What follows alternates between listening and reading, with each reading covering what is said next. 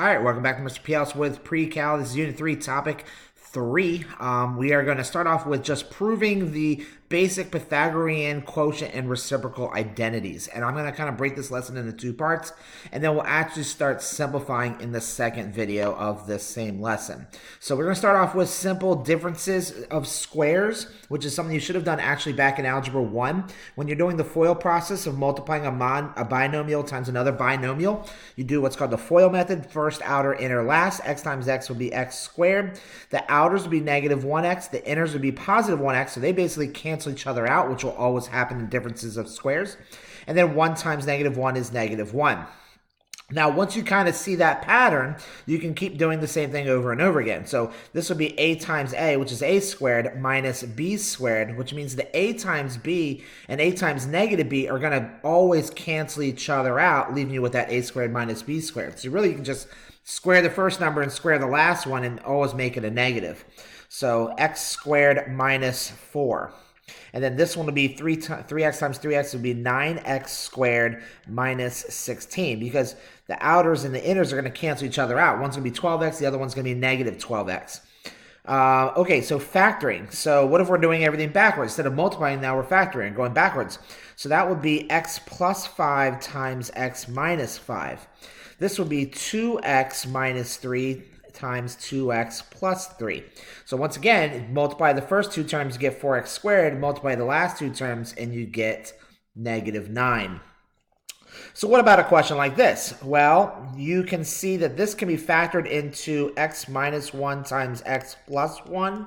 Now you can see that that asymptote at the bottom is actually a whole because it's on both top and bottom, and then that just leaves you with the answer of x minus 1, which you'll see is the answer. All right, so that concept it shares a lot to do with what I'm about to do here now with these multiplying expressions now with cosine with the trig functions involved. Before I do that, understand that sine of x squared would be the same thing as sine squared x. I'm going to be using that quite a lot. So instead of writing it like this, you write it like this. So you don't really need that whole parentheses. It's just the same thing. This is also cosine squared x. Same thing. It's like squaring sine of x, multiplying anything by itself. Well, with that said, so then 1 times 1 is still 1, and then minus cosine squared x.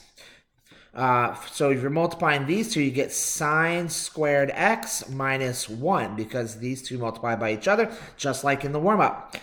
For this one, it's going to be sine squared x minus cosine squared x. And this one's going to be secant squared x minus tangent squared x. And then this one's going to be cosecant squared x minus cotangent squared x. All right, so once again, there's just the connection between what we had done before with the differences of squares. Well, what about factoring out GCFs? You also have to be good at that as well.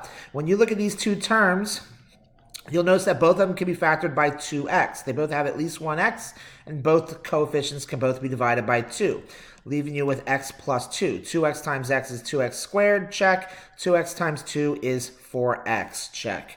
All right, all three of these terms all have at least 1x, and they can all be divided by 5. So that leaves 2 plus 1x, and then minus 3x to the 4th.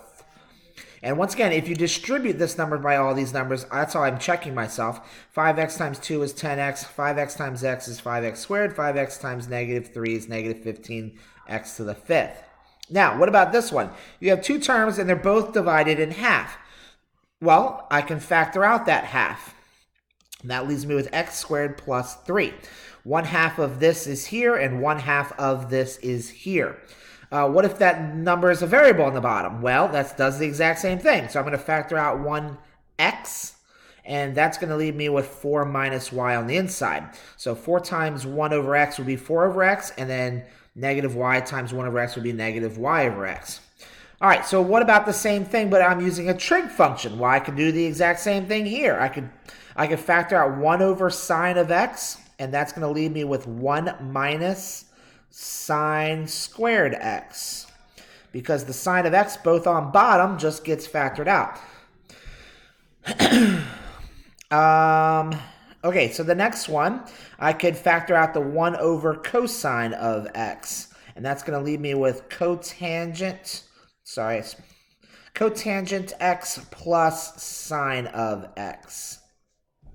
Because both the cosine of x's got factored out. So 1 over because it's on the denominator. All right, so let me move myself again. So let's get to some of our identities. We're talking about Pythagorean identity. And well, first, before we do that, so we have the reciprocal identities. These are pretty basic. Honestly, in fact, you should probably already know these from the last topic. You should know that cosecant is the reciprocal of sine. So if you just do 1 over sine of theta and you flip it, then you've got sine of theta. So cosecant is just the reciprocal of sine. So you should kind of already know that. And secant is the reciprocal of cosine. So this will be 1 over cosine of theta. And the cotangent is the reciprocal of tangent. So that'd be 1 over tangent of theta. Because remember, cotangent is just the same thing flipped. So if you take tangent and you flip it, which you put 1 over tangent, well, it's going to equal cotangent. So also recall that tangent of theta, you should also know, is y over x. Tangent is y over x. Well, y is sine and cosine is x. So that's really sine of theta over cosine of theta. All right, so these are our quotient identities. So we have our reciprocal identities, which makes sense. Our quotients, cotangent is x over y, so that's going to be cosine over sine, which is the same thing as 1 over tangent of x. Because like I said, if tangent is sine over cosine, if you have cosine over sine, well, that's the same thing flipped. Now, another thing you should know from the unit circle is the fact that it's always cosine comma sine. Cosine is always the x, sine is always the y. So in order to prove Pythagorean identities, so remember the exact trig values come from the unit circle. See what happens when we take any x, square it, and add it to any y squared. Now, honestly, if I had an unlimited amount of time, I would show you that this is going to work for all of these points. If I take 45 degrees, for instance, which is square root of 2 over 2 squared, and I add it to square root of 2 over 2 squared, because sine of 45, if I'm making x 45, sine of 45 is square root of 2 over 2. Cosine of 45 is also square root of 2 over 2. If I square both of them, well, squaring it means anything times itself equals 1, so this becomes 2, because square root and squares cancel out, and 2 squared is 4. So this ends up being 2/4. If I add that to this, which is also 2/4, I get a total of 1. Well, that should not shock you because that's going to happen no matter what. You're going to get 1 no matter which one you choose. Now, just to prove it, I know I don't have an unlimited amount of time, but I did make this into 2 videos, or I'm going to. So if I do square root of 3 over 2 squared, and I add it to 1/2 squared, it should also equal 1. So square root of 3 squared. Square root of 3 squared would be 3 over 2 squared, which would be 4. So this is 3/4. And 1/2 squared is 1/4. If you add 3/4 plus 1/4, you get 1. So anytime any one of these points that's on a unit circle, if you take the cosine and square it, and you add it to the sine squared, you're always going to get an answer of 1. So that's your basic Pythagorean identity. Now, we're going to use this identity, which I've just proven, to find the other 2 Pythagorean identities. Because really they can be switched and turned around and manipulated, kind of like you've done in like algebra equations, where you would write like the linear equation using different formats. You maybe do point slope, or you would do y-intercept, or you do standard form, but they're really all the same equation. Well, these are all really the same equations as well. So what I'm going to do is use what I already showed you in this prior part of this video, and I'm going to rearrange this by dividing all of this by sine squared x. So sine squared x, as long as I divide everything by sine squared x, because it's an equation, as long as I do it to everything, then it's going to stay the same. Well, anything divided by itself is 1 plus cosine over sine, so that's x over y, so that's actually cotangent squared x, because cosine is x, x over y is cotangent, equals 1 over sine squared x. So you remember 1 over, if you remember to the previous identity, would be the reciprocal. So sine is the reciprocal of cosecant, so CSC squared x, and reveal, and it should be the exact same thing. So this is the same as this that we've already proven. Now I'm also going to prove there's another way of writing. Instead of dividing them all by sine of x, what if I divide them all by cosine squared x? Cosine squared x divided by cosine squared x. Okay, so this divided by sine over cosine, so that's y over x. Y over x is tangent squared x, plus anything over itself is 1, and 1 over cosine squared x, remember the reciprocal of cosine is secant, so that would be secant squared x. And there's the third way of writing the same Pythagorean identity. All three of these. Now, I know you're thinking, okay, so these are interesting. Well, first of all, keep in mind that you don't have to memorize these. These will be given for you on a sheet to use. And they'll give you all three of these, but you will have to also know how these three can also be written multiple amount of ways as well. And that's what this last slide is. So then once we've done this, we've talked about the reciprocal identities, we've talked about the quotient identities, how tangent is really y over x and cotangent is x over y.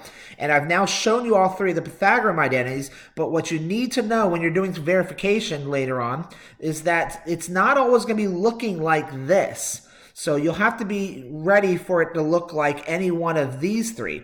I can turn this Pythagorean identity into other formats by using simple algebraic properties of subtraction property of equality and addition property of equality, which sounds pretty advanced, but it really isn't. It's actually very, very easy. All I'm doing here for A is I'm subtracting cosine of x squared from, I'm subtracting sine of x, sine squared of x from both sides.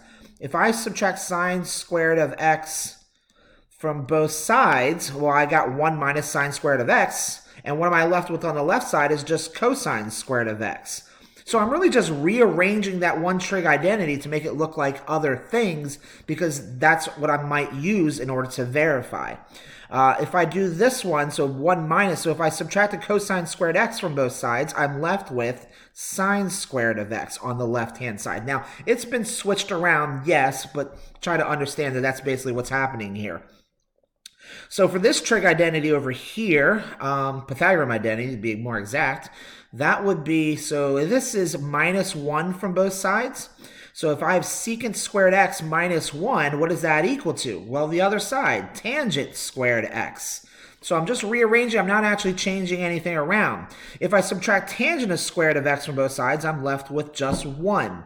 So these are all the same identity either. So just because there's three identities doesn't mean each one can be written multiple different ways, depending upon what you would subtract from both sides.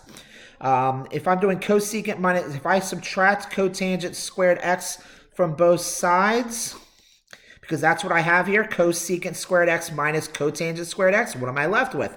I'm left with 1 on the left-hand side. If I subtract the 1 from both sides instead, then I've got cosecant squared x minus 1 equals cotangent squared of x. Okay, I'm going to stop right there, and I'm going to pick up on the next slide on the next video, which is going to be basically on simplifying. So simplifying using these Pythagorean identities, and then the video after that will get into verification. All right, thanks again for watching. Please give it a like if it helped you understand a little bit about these reciprocal, quotient, and Pythagorean identities. Hopefully you have a general understanding of where they come from now, which might make it easier later on when you're trying to simplify. Thanks again for watching. Have a great day.